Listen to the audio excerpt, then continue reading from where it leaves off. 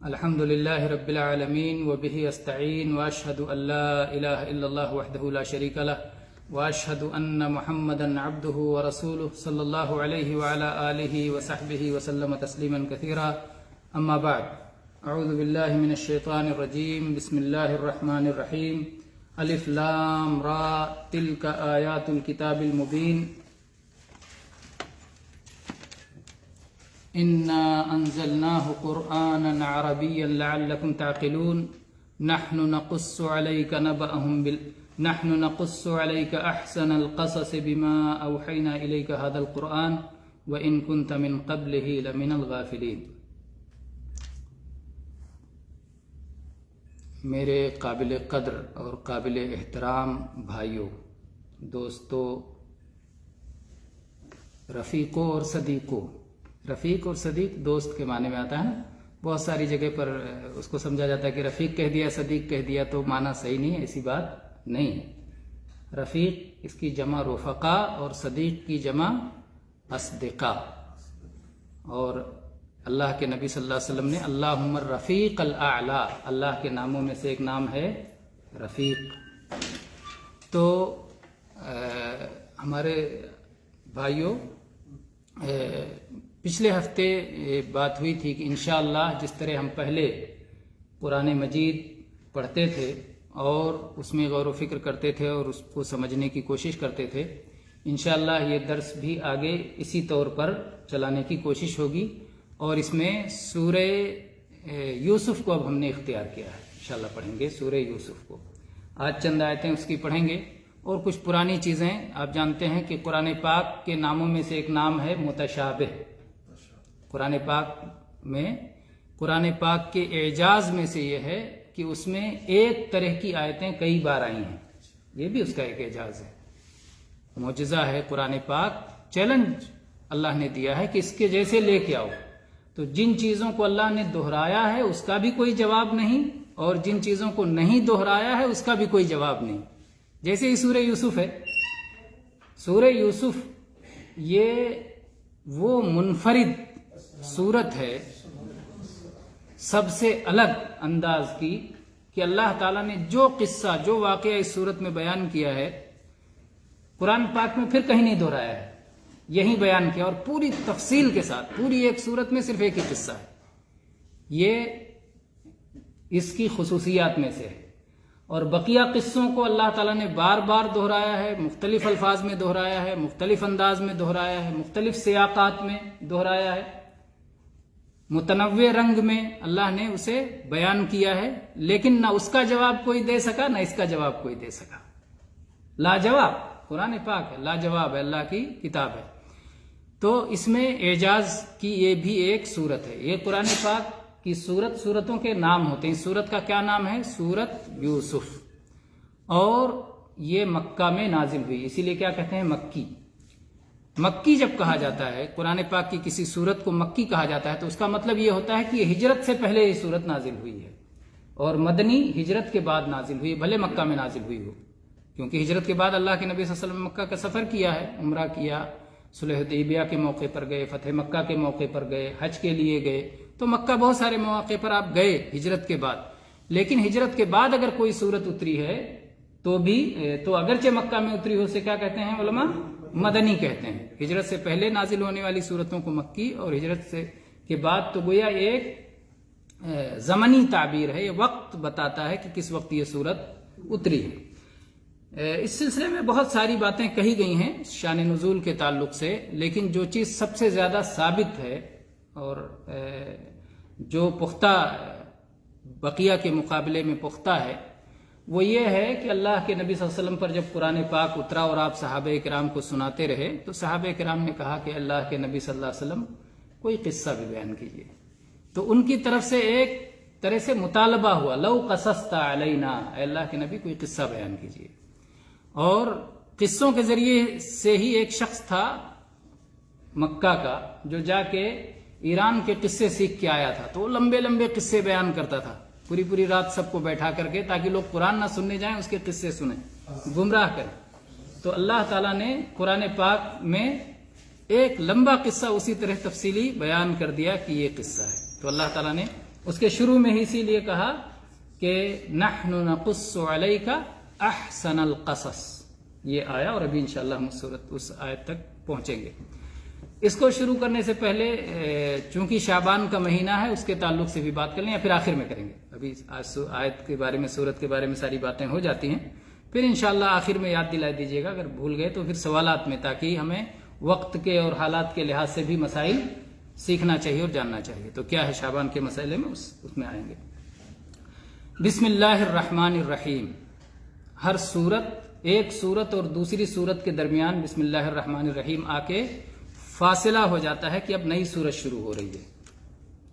سوائے ایک سورت میں، سورت التوبہ میں بسم اللہ نہیں ہے، کیونکہ وہ پتہ نہیں سورہ انفال کے ساتھ ہی ملی ہوئی ایک سورت ہے یا دونوں الگ الگ صورتیں ہیں۔ ایک وجہ یہ ہے، اور دوسری وجہ یہ ہے کہ اللہ کے نبی صلی اللہ علیہ وسلم نے نہیں لکھائی۔ بعض لوگوں نے یہ کہا کیونکہ سورہ توبہ کے ناموں میں سے ایک نام ہے سورہ فاضحہ، فضیحت والی سورت، تو اس میں منافقین کی فضیحت کی گئی ہے، اور اسی طرح سے کفار کے ساتھ برات کا اعلان کیا گیا ہے، تو اس میں چونکہ سخت باتیں ہیں، اس لیے بعض لوگ کہتے ہیں کہ اس میں بسم اللہ الرحمن الرحیم نہیں ہے، لیکن اس سے زیادہ قوی بات یہ ہے اور اس سے مضبوط بات یہ ہے کہ بسم اللہ اس میں اس لیے نہیں ہے کہ اللہ کے نبی صلی اللہ علیہ وسلم نے وہاں بسم اللہ نہیں لکھایا، اور ممکن ہے کہ سورہ اس سے پہلے والی سورت اور سورہ توبہ ایک ہی سورت ہو، دو الگ الگ سورتیں نہ ہوں۔ یہ اہل علم کی زیادہ راجح بات ہے۔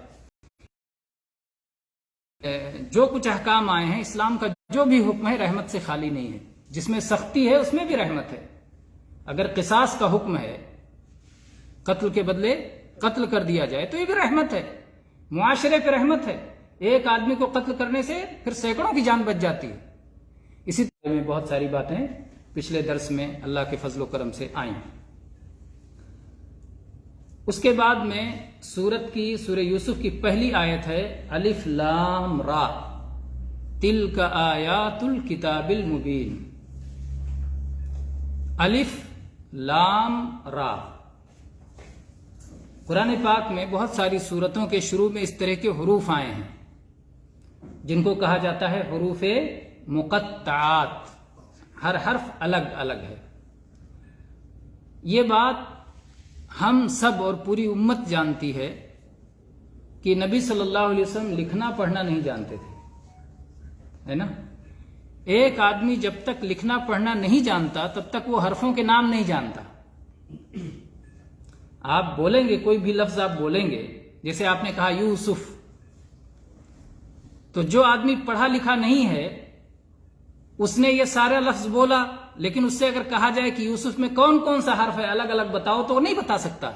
یا، واو، سین، فا، وہ نہیں بتا سکتا کہ یوسف میں 4 حرف ہے، یا، واو، سین، فا۔ یہ کون بتا سکتا ہے؟ جو پڑھا لکھا ہو، پڑھا لکھا بتائے گا۔ تو محمد صلی اللہ علیہ وسلم تو پڑھے لکھے نہیں تھے، تو الف کا نام کیا جانتے، لام کا نام کیا جانتے، را کا نام کیا جانتے؟ الف لام میم، یا الف لام را، یا حا میم، یا عین سین قاف، یا کاف ہا، یا عین صاد، یا طا ہا، یا جو بھی حروف اس طرح سے آئے ہیں، تو یہ تو آپ نہیں جانتے تھے۔ تو آپ کو کون آ کے سکھاتا تھا؟ اللہ تعالیٰ کے حکم سے، اللہ کے سب سے اعلیٰ فرشتے، سب سے بڑے فرشتے، سب سے قریبی فرشتے جبریل علیہ السلام آتے تھے، وہ جیسے پڑھا دیتے تھے ویسے محمد صلی اللہ علیہ وسلم یاد کر لیتے تھے اور ویسے آپ دنیا کو بتاتے تھے۔ تو یہ بھی قرآن پاک کے اللہ کی طرف سے ہونے کی ایک نشانی ہے کہ محمد صلی اللہ علیہ وسلم تو لکھنا پڑھنا نہیں جانتے تھے، تو اگر وہ باتیں کرتے تو اسی طرح کی باتیں کرتے جو پڑھے لکھے لوگ نہیں کرتے ہیں، جو ان پڑھے اور ان لکھے، نہ پڑھے ہوئے اور نہ لکھے ہوئے جو باتیں کرتے ہیں۔ تو حرف کی بات تو پڑھا لکھا کرتا ہے، تو یہ بھی ایک اعجاز ہے۔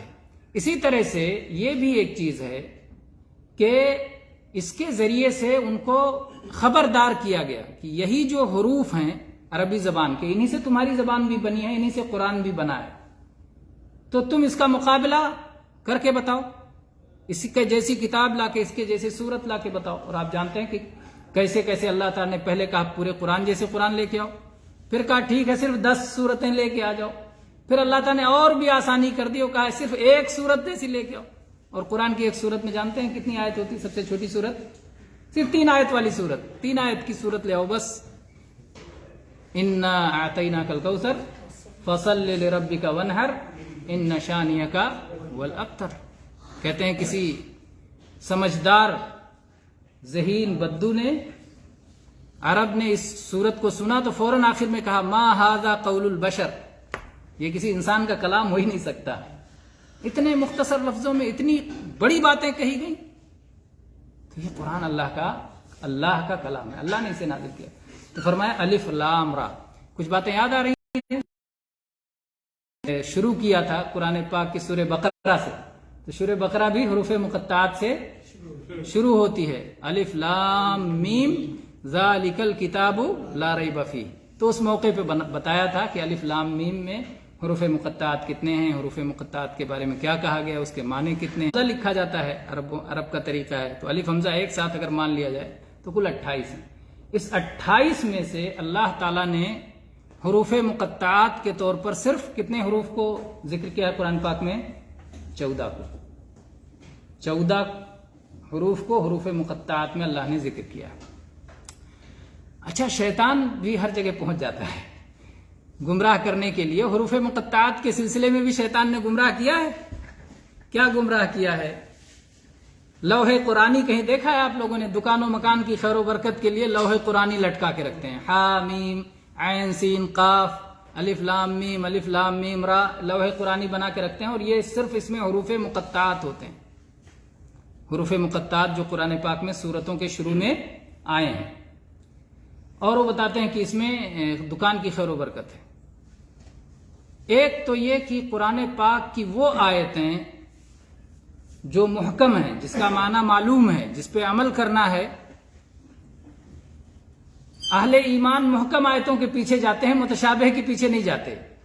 متشابہ کے بارے میں کہتے ہیں ان کا معنی اللہ ہی جانتا ہے. یہ متشابہ اللہ نے ان کا معنی نہیں بتایا. اسی لیے مفسرین کہتے ہیں اللہ اعلم بمرادہ، اللہ تعالیٰ ہی اپنا مقصد جانتا ہے ان الفاظ کے ذریعے سے کیا ہے، کچھ نہیں بتایا گیا. ہاں ثواب ملے گا، قرآن میں ہے قرآن کا ایک حرف پڑھو 10 نیکی ملے گی. اللہ کے نبی صلی اللہ علیہ وسلم نے حروف مقطعات ہی کی مثال دے کے سمجھایا. لا اقول الف لام میم حرف ولکن الف حرف ولام حرف ومیم حرف. میں یہ نہیں کہتا کہ الف لام میم ایک حرف ہے، بلکہ الف الگ حرف ہے، لام الگ حرف ہے، میم الگ حرف ہے، اور تینوں پر 30 نیکی ملے گی، جس کا ہم معنی نہیں جانتے. معنی جانے بغیر نیکی ملتی ہے، لیکن معنی جانیں گے تو ظاہر بات ہے معنی سمجھنے کا، غور و فکر کرنے کا، اور پھر اس کے مطابق عمل کرنے کا، وہ سب کا ثواب الگ سے بڑھتا چلا جائے گا، وہ سب بڑھتا چلا جائے گا. تو اس کو لوگوں نے تعویذ بنانا شروع کر دیا، جبکہ یہ تعویذ کے لیے نہیں ہے. اور تعویذ کے بارے میں صاف حکم آپ سب جانتے ہیں. اللہ کے نبی صلی اللہ علیہ وسلم نے کیا فرمایا؟ ایسی چیزیں جو لوگ لٹکاتے ہیں، چاہے دیوار پہ لٹکائیں، چاہے اپنے بدن پہ لٹکائیں، چاہے اپنے بازو پہ لٹکائیں، یہ سب شرک ہے. من تعلق تمیمۃ فقط اشرک. جن لوگوں نے تمیمہ لٹکایا، تعویذ لٹکایا، تو شرک کیا. تو یہ بھی شرک کی ایک صورت ہے جسے بہت سارے لوگ نہیں جانتے اور اس میں مبتلا ہو جاتے ہیں، سمجھتے ہیں کہ یہ تو قرآن کے حروف مقطعات ہیں اس لیے خیر و برکت ہوگی. کوئی شک نہیں کہ قرآن مبارک کتاب ہے، برکت والی کتاب ہے. اور کوئی شک نہیں کہ قرآن پاک میں شفا ہے. اور کوئی شک نہیں کہ قرآن پاک دین اور دنیا ہر ایک کی سعادت کا باعث ہے. لیکن جس طرح سے قرآن پاک میں برکت ہے، جس طرح سے برکت لینے کا نبی صلی اللہ علیہ وسلم نے ہمیں بتایا ہے، جو تعلیم آپ کی ہے برکت حاصل کرنے کی، اسی انداز میں برکت ملے. قرآن پاک دیوار پہ لٹکانے سے برکت ملے گی، یہ نبی صلی اللہ علیہ وسلم کی تعلیم نہیں ہے، بلکہ آپ کی تعلیم کے خلاف ہے، اس لیے اس میں برکت نہیں ملے گی. قرآن پاک کی تلاوت میں برکت ہے، قرآن پاک کو یاد کرنے میں برکت ہے، قرآن پاک کو پڑھنے اور سمجھنے میں برکت ہے، قرآن پاک پر عمل کرنے میں برکت ہے، قرآن پاک کو اپنی زندگیوں میں لانے میں، عمل پیرا ہونے میں برکت ہے. ان سب چیزوں میں برکت ہے. قرآن پاک کو لکھ کر کے دیواروں پر لگانے میں، یا اس کے بورڈ بنانے میں، یا اس کو تعویذ بنا کے لٹکانے میں برکت نہیں ہے، بلکہ الٹا وہ ہمارے لیے نقصان کا سبب ہے. تو بہرحال چونکہ لوح قرآنی بنائی جاتی ہے تو اس پہ یہ بات ذکر آئی کہ الف لام را یا بقیہ جو حروف مقطعات ہیں یہ تعویذ بنانے کے لیے نہیں ہیں. ان کا معنی اللہ ہی جانتا، اللہ کے سوا کوئی نہیں جانتا. اس کے بعد میں فرمایا تلک آیات الکتاب المبین. وہاں کیا تھا؟ الف لام میم ذالک الکتاب لا ریب فیہ. ذالکا میں نے بتایا تھا کہ دور کا اشارہ کرنے کے لیے، کوئی چیز دور ہو تو کہیں گے ذالکا، اور قریب ہو تو کہیں گے ہاذا. تو یہ تو جو ہے مذکر کا اشارہ ہے. جیسے آپ ذالک الکتاب، وہاں کتاب تھا، کتاب مذکر ہے، اور یہاں آیت ہے نا، آیت میں تا لگی ہے. عربی میں جس میں آخر میں تا آئے وہ مؤنث ہوتا ہے. تو آیت کی جمع ہے آیات. آیت ایک آیت اور آیات کئی آیتیں. تو اس لیے تل کا بھی دور کا اشارہ ہے، اور قریب کے اشارے کے لیے ہاذہی تل کا. یہاں بھی اللہ تعالیٰ نے دور کا اشارہ استعمال کیا، جبکہ قرآن تو سامنے ہے، قرآن تو قریب ہے، اسی کی تو تلاوت کی جا رہی ہے. وہاں ذالکا کا یاد ہے کیوں بتایا گیا تھا؟ ذالکا دور کا اشارہ، یعنی یہ بہت اونچی کتاب ہے، بہت اوپر ہے، بہت عظیم الشان ہے. تو اس کی عظمت اور بلندی اور شان کو بتانے کے لیے دور کا اشارہ استعمال کیا گیا. یہ بلاغت ہے، یہ زبان میں یہ انداز اہل زبان استعمال کرتے ہیں. تو اللہ تعالیٰ نے فرمایا تل کا، وہ یعنی وہ بلند شان والی، اونچی شان والی آیات. آیات یہ آیت کی جمع. آیت کے معنی کیا ہوتا ہے؟ نشانی. آیت کے معنی نشانی. آیات یعنی نشانیاں ہیں. اللہ تعالیٰ نے آیت کو قرآن پاک میں دو معنوں میں استعمال کیا ہے، دو طرح کی نشانی. ایک آیت قرآنی جو قرآن پاک کی آیت ہے، جیسے الف لام را تلک آیات الکتاب المبین، یہ پورا مل کے ایک آیت ہے. یا جیسے بسم اللہ الرحمن الرحیم ایک آیت ہے. یہ آیت ہے، یہ نشانی ہے کہ یہ اللہ کا کلام ہے، یہ اللہ کے کلام ہونے کی نشانی ہے. اسی طرح سے یہ محمد صلی اللہ علیہ وسلم کے اللہ کا نبی ہونے کی نشانی ہے. محمد صلی اللہ علیہ وسلم نے خود سے اسے نہیں پیش کیا، بلکہ اللہ نے سکھایا، اور اللہ کے سکھانے سے آپ نے بتایا. اور اس کے اندر جو معنی ہے، جو بیان ہے، جو بلاغت ہے، جو سلاست ہے، جو حسن ہے، جو دلآویزی ہے، جو دلکشی ہے، جو خیر ہے، جو شفا ہے، جو برکت ہے، جو ساری چیزیں ہیں، وہ سب کے سب نشانی ہیں کہ یہ اللہ کی طرف سے ہے. تو یہ آیت قرآنی ہے، یہ آیت قرآنی. دوسری آیت کیا ہے؟ دوسری آیت ہے آیت کونی، کائنات کی آیتیں. جیسے اللہ تعالیٰ نے فرمایا وَمِنْ آیَاتِهِ اللَّيْلُ وَالنَّهَارُ، اللہ کی آیت ہے رات اور دن.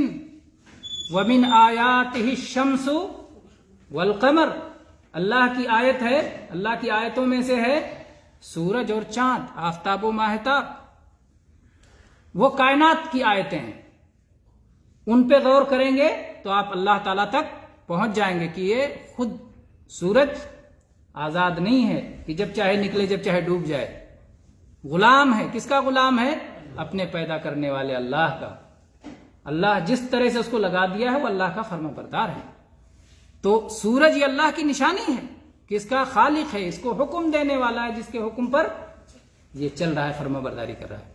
تو سورج بھی آیت ہے، اور قرآن کی آیت بھی آیت ہے. تو اس کو کہتے ہیں آیت کونی، اور اس کو کہتے ہیں آیت شرعی یا آیت قرآنی. تلک آیات الکتاب المبین، یہ الکتاب کی آیتیں ہیں. میں نے کہا تھا ذالک الکتاب، وہاں بھی الکتاب تھا. عربی میں ال لگا کے جب کسی چیز کو کہیں تو وہ معرفہ ہو جاتا ہے، یعنی وہ پہچانی ہوئی چیز ہے، معروف ہے. کتاب کوئی بھی کتاب، لیکن الکتاب وہ کتاب جسے واقعی کتاب کہا جا سکے. صفات اس کے اندر موجود ہیں. ایک مرد کے اندر جو خوبی ہونی چاہیے وہ ساری خوبیاں اس میں موجود ہیں. اس لیے کہتے ہیں مرد تو بہادری ہے، جو ہمت ہے، جو حوصلہ ہے، جو اور ساری چیزیں ہیں، تو وہ سب اس کے اندر پائی جاتی ہیں. تو اسی طرح سے آیات الکتاب کہا گیا. الکتاب قرآن مجید جو حقیقت میں الکتاب ہے، کتاب کی جتنی خوبیاں ہو سکتی ہیں وہ سب اس کے اندر موجود ہیں. اونچی شان والی آیات، آیتیں ہیں. الکتاب المبین، کتاب کی. المبین، مبین کا دو معنی عربی میں بنتا ہے. یا تو بانا یبینوں سے ہوگا مبین، اس کے معنی البین، الواضح، واضح ہے، بالکل کلیئر، صاف ستھرا، روشن. اور دوسرا معنی ہوتا ہے ابانا یبینو، یعنی واضح کر دینا، جس کو لازم یا متعدی کہا جاتا ہے، اس سے فرق پڑتا ہے. یہ چیز خود اپنے آپ میں روشن ہے، اور ایک چیز ہے دوسروں کو بھی روشن کرتی ہے. تو دونوں معنی مبین کا بنتا ہے. مبین ایسا لفظ ہے، اور آپ جانتے ہیں کہ تفسیری قاعدوں میں علماء نے لکھا ہے کہ اگر ایک لفظ میں ایک سے زیادہ معنی ہو تو وہ سارا معنی اس لفظ میں لیا جا سکتا ہے، اس کو معنی مراد لیا جا سکتا ہے، جب تک کہ کوئی رکاوٹ نہ ہو، الگ سے کوئی معنی خارجی نہ ہو، تب تک وہ سارے معنی مراد لیے جا سکتے ہیں. تو یہاں اگر دونوں معنی ہے کہ قرآن اپنے آپ میں واضح بھی ہے اور بہت ساری چیزوں کی وضاحت بھی کرتی ہے. حلال کیا ہے، حرام کیا ہے، اللہ کے حدود کیا ہیں، اللہ کے احکامات کیا ہیں، اوامر کیا ہیں، نواہی کیا ہیں، بہت ساری چیزوں کو کھول کھول کے بیان کرتی ہے. تو یہ کھول کھول کر بیان کرنے والی، واضح کر دینے والی کتاب ہے، اور اس کی آیتیں ہیں. یہ یوسف علیہ السلام کا قصہ بیان کرنے کے لیے جو سورت نازل ہو رہی ہے، اس میں اللہ تعالیٰ پہلی ہی آیت میں کہہ رہا ہے کہ بہت کھول کھول کے گویا بیان کیا جائے گا، اور بہت واضح طور پہ بیان کیا جائے گا. اس کے بعد بھی سر پیٹ لینے کو جی چاہتا ہے جب اپنے مفسرین کو دیکھو جو تفسیر میں اسرائیلی روایات لے کے آ کے گھسا دیتے ہیں. وہ اسرائیلی روایات کہ جن کا نہ کوئی سر ہے نہ پیر ہے، جن پر یقین کرنے کے لیے آپ کے پاس کوئی سند نہیں ہے، کوئی دلیل نہیں ہے، پتہ نہیں اس میں کتنی سچی ہے کتنی جھوٹی ہے. اور اللہ نے احسن القصص اس کو بنایا، اور اس کے بعد پھر آپ اس کو سمجھیں کہ نامکمل ہے، اس میں آپ مکمل کرنے کے لیے ادھر ادھر سے توریت کے حوالے دیں، اس کی کیا ضرورت ہے؟ بہرحال ہم اس پر انشاءاللہ اگلے دروس میں آئیں گے. آج کے لیے اتنا کافی ہے. وآخر دعوانا ان الحمد للہ رب العالمین. اب چلتے ہیں، شعبان کے تعلق سے ہوئی تھی کہ بات ہو جائے، کیونکہ شعبان کا مہینہ شروع ہو چکا ہے، ہونے والا ہے، شعبان کا مہینہ شروع ہو چکا ہے. اور شعبان کے بعد کون سا مہینہ آئے گا؟ رمضان کا مہینہ آئے گا، اور انشاءاللہ اس کا ذکر اگلی آیتوں میں آئے گا انشاءاللہ، اس پر بھی وہاں بات ہوگی. شعبان پر پورا درس ہوا ہے، اور شعبان کے بارے میں بتایا گیا ہے. مختصر طور پر یہ جان لیں کہ شعبان یہ رمضان سے پہلے والا مہینہ ہے. پچھلا رمضان اور اس رمضان کے درمیان ایک اہم کام سے فارغ ہو جانا چاہیے، اس لیے گویا یہ آخری مہینہ ہے کہ اب اگلا مہینہ پھر نیا آ رہا ہے. تو اب اگر آپ کا کوئی صوم چھوٹا ہوا ہو تو قضا کر لیں. اور عام طور پہ صوم کس کا چھوٹتا ہے؟ عورتوں کا چھوٹتا ہے، مسافر کا چھوٹتا ہے، بیمار کا چھوٹتا ہے. تو عورتوں کا حیض کی وجہ سے، مسافروں کو اللہ نے چھٹی دی ہے، مریض کو اللہ نے اجازت دی ہے بعد میں قضا کر لیں، تو ان کے صوم چھوٹ جاتے ہیں. تو ان لوگوں کو اگلا رمضان سے آنے سے پہلے اس مہینے تک اگر ابھی تک نہیں کر سکیں، کر لیا جنہوں نے الحمدللہ فارغ ہو گئے، لیکن جنہوں نے قضا نہیں کیا ہے تو انہیں رمضان کے مہینے میں قضا، رمضان کیا شعبان کے مہینے میں قضا کرنا چاہیے. آپ لوگ ٹوکتے ہیں، اس کا مطلب غور سے سن رہے ہیں، اور نہیں ٹوکتے ہیں تو مطلب غور سے نہیں سن رہے ہیں. ایسا ضروری نہیں ہے، بہت سارے لوگ غور سے سنتے ہیں لیکن ٹوکنے میں جھجکتے ہیں، یا شاید ہو سکتا ہے تھوڑا دیر سے جو ہے بیدار ہوتے ہیں، کبھی کبھی دیر سے بیدار بھی ہوتے ہیں. بہرحال تو شعبان کے مہینے میں قضا کر لینا چاہیے. ایک مسئلہ یہ ہو گیا. دوسرا مسئلہ یہ ہے کہ نبی کریم صلی اللہ علیہ وسلم اس مہینے میں بہت زیادہ نفلی صوم رکھا کرتے تھے. عائشہ رضی اللہ عنہا کی حدیث ہے، کان یصوم شعبان کلہ کان یصوم شعبان الا قلیلا. نبی صلی اللہ علیہ وسلم شعبان کے تمام دن صوم رکھ جاتے تھے، تھوڑے دن چھوڑ کے تمام دن رکھ جاتے تھے. یعنی ایسا لگتا تھا کہ آپ نے پورا مہینہ رکھ لیا ہو. تو بہت زیادہ نفلی صوم رکھا کرتے تھے. لیکن آپ امت پہ بڑے مہربان تھے، اس لیے نبی صلی اللہ علیہ وسلم نے امت کو کیا حکم دیا ہے؟ اذا انتصف شعبان فلا تصوموا. شعبان آدھا گزر جائے تو صوم رکھنا بند کرو. اس لیے ایسا نہ ہو کہ آپ نفل کے چکر میں فرض میں کوتاہی ہو جائے. نفل ہے شعبان کا صوم، جیسے فرض سے پہلے کی سنتیں ہوتی ہیں تو اسی طرح سے شعبان کا صوم ہے. لیکن اگر کوئی آدمی تہجد میں تو جاگ لے، پھر فجر میں سو جائے تو کیا کہیں گے؟ ارے بھائی نہ جاگتا تہجد تو ٹھیک تھا، فجر میں جاگو. تہجد میں جاگنا آپ کا ضروری نہیں ہے، وہ سنت ہے، پڑھو گے ثواب ملے گا، نہیں پڑھو گے کوئی گناہ نہیں ہے. تو شعبان میں نفلی صوم نبی صلی اللہ علیہ وسلم بکثرت رکھتے تھے، ادھک سے ادھکتر. ابھی یہی زبان غالب آ رہی ہے نا، تو جاننا چاہیے اس کو بھی. بہت زیادہ صوم رکھتے تھے. اس کے بعد میں شعبان کی 15ویں رات کے تعلق سے بھی ہمیں یہ جاننا چاہیے کہ شعبان کی 15ویں رات یہ عام راتوں کی طرح ایک رات ہے، اور شعبان کا 15واں دن عام دنوں کی طرح ایک دن ہے. اس کی کوئی فضیلت کسی صحیح حدیث سے ثابت نہیں ہے. کوئی یہ سمجھے کہ نہیں روزہ رکھنے میں کیا برائی ہے، تہجد پڑھنے میں کیا برائی ہے، تو ان کو کیا جواب دیا جائے؟ صوم رکھنے میں اور تہجد پڑھنے میں تو کوئی برائی نہیں ہے، لیکن نبی صلی اللہ علیہ وسلم کی خلاف ورزی میں برائی ہے. نبی صلی اللہ علیہ وسلم نے جو کام کیا ہے اور جس نیت سے کیا ہے، ہم کو بھی وہی کام اسی نیت سے کرنا چاہیے. اگر اللہ کے نبی صلی اللہ علیہ وسلم نے 15 شعبان کی نیت سے صوم نہیں رکھا کہ آج 15 شعبان ہے، لاؤ آج 15 شعبان کی نیت سے صوم رکھا جائے کیونکہ اس میں خاص ثواب ہے، تو ہم کو اس نیت کے ساتھ صوم رکھنا نبی صلی اللہ علیہ وسلم کی مخالفت ہو گئی نیت میں. نبی صلی اللہ علیہ وسلم کی یہ نیت نہیں تھی، آپ نے ایک نئی نیت پیدا کی، تو کیا ہے یہ بدعت ہے. تو نیت کے معاملے میں بھی نبی صلی اللہ علیہ وسلم کی پیروی کرنی ہے، اتباع کرنا ہے. تو چونکہ ثابت نہیں ہے آپ سے، اس لیے اگر کوئی آدمی روز پڑھتا ہے 15 کو بھی پڑھ لے، آپ 13 کو پڑھو، 14 کو پڑھو، تہجد کسی بھی دن پڑھو. آپ 15 کو خاص کر کے پڑھو گے اس لحاظ سے کہ آج 15 اس لیے پڑھ رہا ہوں، تو پھر وہ بدعت ہوگا، نبی صلی اللہ علیہ وسلم کی خلاف ورزی ہوگی. اس لیے ثواب کے بجائے کیا ہو جائے گا؟ گناہ ہو جائے گا. نیت میں بھی اتباع کرنا ہے، صورت میں بھی اتباع کرنا ہے. عمل کی صورت کیا ہے، عمل کی شکل کیا ہے، تو جس طرح عمل ہو اس میں بھی اتباع کرنی ہے. اور کسی بھی عمل کو پرکھنے کا 2 پیمانہ ہے، جانتے ہیں نا. ایک تو یہ کہ عمل آپ کس کے لیے کر رہے ہیں، اللہ کے لیے کر رہے ہیں یا کسی اور کے لیے. یہ ہے عمل کا داخلی حصہ. عمل کے اندر، آپ کے دل کے اندر کیا ہے، اخلاص ہونا ضروری ہے. عمل کے قبول کے لیے 2 چیزیں ہونا چاہیے. ایک یہ کہ اخلاص خالص اللہ کے لیے ہو، اور دوسرے یہ کہ نبی صلی اللہ علیہ وسلم کے طریقے کے مطابق ہو. آپ کے طریقے کے مطابق ہے تو پھر اللہ کے ہاں قبول، نہیں تو قبول نہیں ہے. تو یہ 2 چیزیں ضروری ہیں. اسی لیے علماء نے کہا کہ 2 حدیثیں پورا دین ہیں. آدھا انما الاعمال بالنیات، نیت کی وجہ سے چیک ہو جائے گا کہ آدھا ٹھیک ہے کہ نہیں ٹھیک ہے.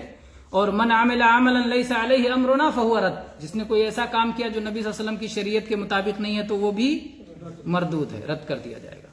تو آدھا شکل و صورت میں، موافقت میں، اتباع میں یہ چیک کر لیا جائے گا من عمل عملا سے، اور آدھا انما الاعمال بالنیات سے. یہ 2 حدیثوں میں پورا دین آ گیا، پورا دین آ گیا.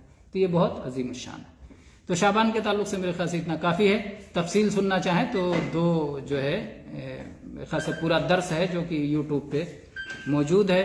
وآخر دعوانا ان الحمد للہ رب العالمین وصلی اللہ علی نبینا وسلم. اور 12 بجے سے پہلے چند منٹ اور رہ گئے ہیں. اگر کچھ اور بھی ایک آدھ سوال ہو کسی بھائی کے ذہن میں. اور ماشاءاللہ آج پچھلے مقابلے میں کچھ لوگ بڑھے، 3 3 6 3 9